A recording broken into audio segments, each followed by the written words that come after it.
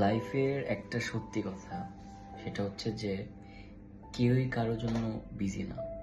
So তোমাকে যদি কেউ বলে যে আমি অনেক বিজি, আমার এই কাজ থাকে, আমার ওই কাজ থাকে, আমার এটা দেখতে হয়, আমার ওইটা দেখতে হয়, কখনো না জিনিসটা এরকম যে অনেক বিজি থাকলেও ও কোনো একটা ওয়ে বের করবে তোমার সাথে দেখা করার জন্য।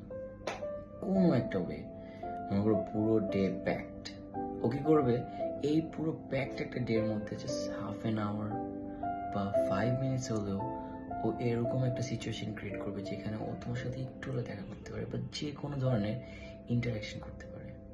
এখন এটা যদি কেউ না করে, তোমাকে যদি বলে আমি অনেক বিজি, তাহলে তোমার এটা বুঝে নিতে হবে তুমি ওর প্রায়োরিটি না।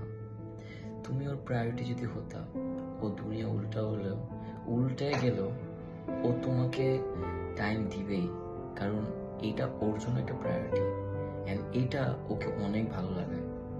হয়তো বা তুমি ওর ভালো লাগার মানুষটা না, এটা শুনে অনেক খারাপ লাগবে, বাট এটি সত্যি।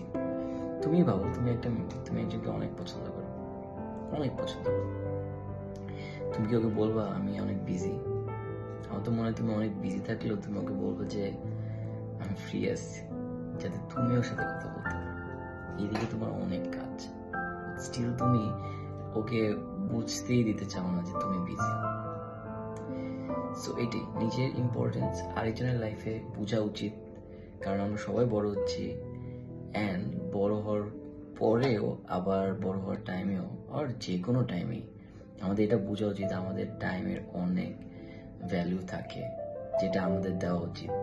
অ্যান্ড নিজের টাইমের ভ্যালু দেওয়া মানে নিজেকে ভ্যালু দেওয়া। So thank you.